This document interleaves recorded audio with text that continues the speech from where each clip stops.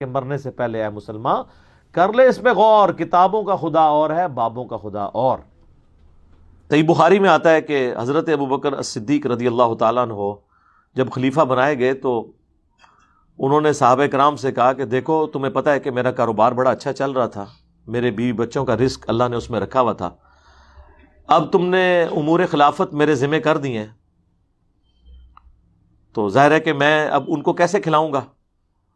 تو پھر صحابہ کرام نے مشورہ کر کے ایک عام مہاجر کا جو وظیفہ تھا نا وہ ان کے لیے مقرر کر دیا، اور بخاری کے الفاظ ہیں کہ ابو بکر مسلمانوں کے امور خلافت کو چلائیں گے اور اس کے عوض مسلمان ان کے بیوی بچوں کا خرچہ اٹھائیں گے۔ اب یہاں پہ ایک معصومانہ سوال ہے کہ حضرت ابو بکر صدیق رضی اللہ تعالیٰ عنہ جو اس امت میں ٹاپ کی پرسنالٹی ہیں، انہیں بھی اپنے ذریعہ معاش کے لیے اپنا وظیفہ مقرر کرنا پڑ رہا ہے۔ ایسا نہیں ہو رہا کہ وہ جناب درخت کے اوپر دیکھیں تو سونا، نیچے دیکھیں تو سونا، دائیں دیکھیں تو سونا، بائیں دیکھیں تو سونا، مسلح اٹھائیں تو سونا۔ داتا حضور کشف المحجوب میں لکھتے ہیں یہ فکرے ان کی زبان سے تب ادا ہوئے جب اس درخت کے نیچے تھے جس کے اوپر میں چڑھا ہوا تھا۔ آپ فرماتے خدا کی عزت و عظمت کی قسم پورا درخت، اس کی ٹہنیاں، اس کا تنا، اس کی جڑیں بھی سونے کی ہو گئی، سارا، ہاں سارے سونے کا ہو گیا۔ اب وہ جو ہے نا وہ مٹی اٹھانے کے لیے نیچے ہوا، تو نیچے دیکھا تو زمین سونے کی، زمین سونے کی ہے۔ یہ کیا ہوا؟ دائیں دیکھا تو سونا، بائیں دیکھا تو سونا، آگے دیکھا تو سونا، پیچھے دیکھا تو سونا۔ اب بابا جی نے کام کیا تھا، کیوں نہیں مٹی دیا ٹیما پھڑان دیا، اور کہتا حضور کہاں سے پکڑاؤں، مٹی ہے ہی نہیں، جہاں تک نظر جاتی سونا ہی سونا ہے۔ بابا جی ایک سوال ہے بابا جی، اگر آپ ہوا میں سونا نکال سکتے ہیں بابا جی تو دیش کی غریبی کیوں نہیں مٹا دیتے بابا؟ جواب بابا جی، جب آپ خود سونا نکال سکتے ہو تو ہم لوگوں سے چندہ کیوں لیتے ہو بابا جی؟ جواب ہری اوم ہری اوم ہری اوم۔ یہ رانگ نمبر ہے۔ تو پھر ہم یہ کہنے میں حق بجانب ہے نا کہ اگر سیدنا ابو بکر کا یہ سٹیٹس ہے تو تواڈے بابے تے شاہی کوئی نہیں، تو سونا۔ اس زمانے میں کوئی ایسی بات ہوتی ہی نہیں تھی، ایک نارمل زندگی تھی۔ اور میں آپ کو بتاؤں یہ وہ دین ہے جو آپ کافروں کو پیش کر سکتے ہیں۔ تو سونا تے پیش ہی نہیں کر سکتے تسی۔ ساتواں معجزہ، او یکون لک بیت من زخرف، یا آپ کے لیے سونے کا کوئی گھر تعمیر ہو جائے، سونے کا کوئی گھر بنا کے آپ بتا دیں۔ کوئی گل ایک نگاہ ماری تے انج ہو گیا کہ اللہ تعالیٰ کے محبوب صلی اللہ علیہ وسلم کو کہا جا رہا ہے کہ سونا، اور ادھر کتنے بزرگوں کے بارے میں جناب انہوں نے مسلح چکیا تھلے سونے دیا کانا۔ او پائی جھوٹے ہو، فیل ہو گئے ہو تسی قرآن دے گئے، اور اج تانوں انشاءاللہ میڈیا نے بھی ننگا کر چھڑیا ہے۔ اور باقی رہی سی کسر جیڑی سی نا وہ میرے ذریعے اللہ تعالیٰ تہاڈی پہ کٹواندا ہے انشاءاللہ تعالیٰ۔ کھول کے ایک چیز دساں گے کہ مسلح چکنے نال اگر سونا نظر آ جاندہ تے نبی صلی اللہ علیہ وسلم یہ کر کے بتا دیتے نا۔ اور بھائی کوئی کچھ نہیں کر سکتا، نہیں تو میں یہ پاکستان کے سارے بزرگوں کو کہتا ہوں کہ بھائی آپ میدان میں اترے ہیں، پاکستان کی بجلی پوری کریں یار۔ کس طرح لوگ جو ہے مصیبت کاٹ رہے ہیں پچھلے 10-12 سال سے، ٹھیک ہے، نگاہ مار کے کر چھڑیا تو نگاہ مار کے وہ کر چھڑیا، بجلی پوری کر کے دسو بھائی، پھر منیں گے۔ اور یہاں دیکھ لیں نبی صلی اللہ علیہ وسلم کو کہا جا رہا ہے سونے کا کوئی گھر بنا کے بتائیں۔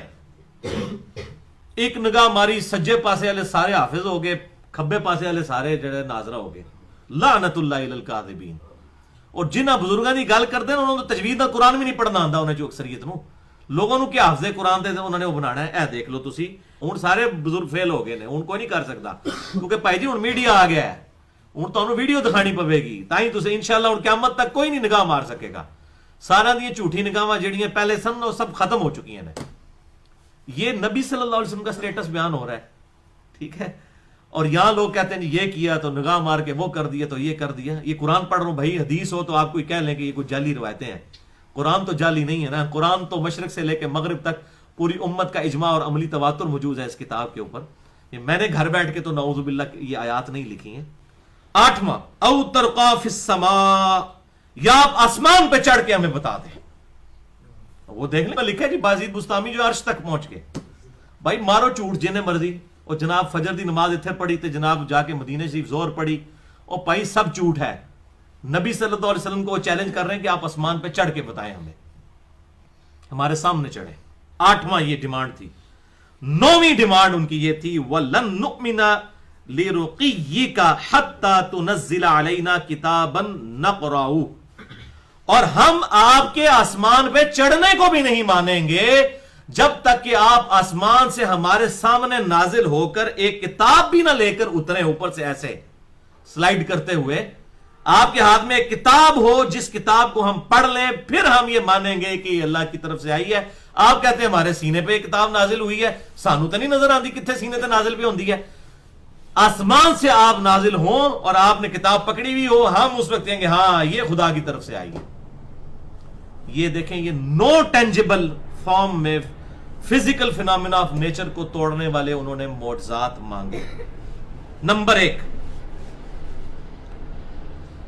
کہ آپ زمین میں چشمہ جاری کر دیں. نمبر 2 کھجوروں کا باغ ہو. نمبر 3 انگوروں کا باغ بنا دیں. نمبر 4 اس میں نہریں جاری فرما دیں. نمبر 5 آسمان سے کوئی ٹکڑا ہم پر گرا دیں. نمبر 6 اللہ تعالیٰ اور فرشتوں کو ہمارے سامنے لے آئیں. نمبر 7 یا کوئی سونے کا گھر آپ کے لیے بن جائے. نمبر 8 یا آسمان پر چڑھ کے ہمیں دکھا دیں. اور نمبر 9 آپ کے چڑھنے کو بھی نہیں مانیں گے جب تک کہ آپ ایک کتاب لے کر فزیکلی ایسے سامنے نازل نہ ہو اور پھر ہم وہ کتاب پڑھیں کہ ہاں اے آئیے جناب اللہ کی طرف ہو. وہ کہتے ہیں جیسے آپ کہتے ہو کہ پہلے بھی قوم عاد پر قوم سمود پر کسی پر چنگھاڑ کا عذاب آیا, کسی کے اوپر بجلی گری, کسی کے اوپر آسمان سے پتھر گرے لوط علیہ السلام کی قوم پر, تو تم بھی آسمان سے کوئی ٹکڑا ہم پر گرا کے بتا دو. اور یہاں آپ تذکرۃ الاولیاء پڑھ کے دیکھیں کتنے کتنے بزرگوں کے بارے میں انہوں نے دعوے کیے ہوئے ہیں. وہ کہتے ہیں جی بزرگ کہتے ہیں کہ جناب اگر ہم چاہیں تو آسمان کو زمین پر گرا دیں. اور پائی تواڈے بزرگاں نوں تو نہ آسمان دا سائز پتا ہے نہ زمین دا پتا ہے. گرانا تو بڑی دور دی گل ہے, تانوں تو سائز ہی نہیں پتا کہ کتنی بڑی شے ہے. اور میں بالکل صحیح کہہ رہا ہوں. امام غزالی جو ہے وہ تصوف میں امام سمجھے جاتے ہیں, دنیاوی علوم میں بھی فلسفے میں بھی ماہر تھے.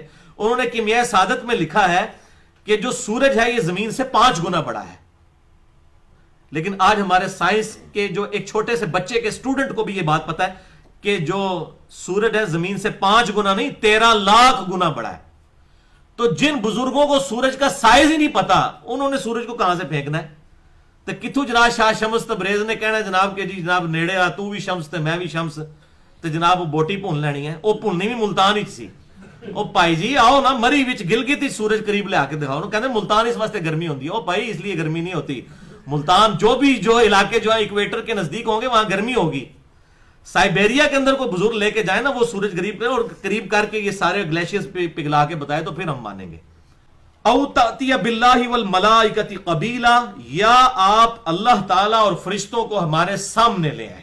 یعنی ہم خود دیکھ لیں کہ فرشتے ہیں. آپ کہتے ہیں میرے پاس فرشتہ آتا ہے, فرشتہ ہمارے سامنے نازل ہو, ہم بھی فزیکلی فرشتہ دیکھیں پھر منائیں گے. اللہ تعالیٰ نے بھی سامنے لے کر آؤ. اور پھر میں وہی بات کروں گا بایزید بستامی اور باقی بزرگوں کے بارے میں کیسے کیسے دعوے لکھے کشف المحجوب میں اور تذکرۃ الاولیاء میں کہ انہوں نے اللہ تعالیٰ کو دیکھ لیا. قرآن میں لکھا ہے کہ موسیٰ علیہ السلام تو نہیں دیکھ سکے. اور یہاں پر آپ حالت دیکھیں, سب جعلی باتیں, جھوٹی باتیں. شکر الحمدللہ کہ ہم ایک پوری دنیا کے اندر ایک ایسی اسکول آف تھاٹ موجود ہے جو ان چیزوں کو شروع سے کنڈیم کرتا آ رہا ہے کہ یہ بالکل جعلی باتیں ہیں. اور آج ہم یہ دین غیر مسلموں کو پیش نہیں کر سکتے اس طرح کی جعلی باتیں بتا کے.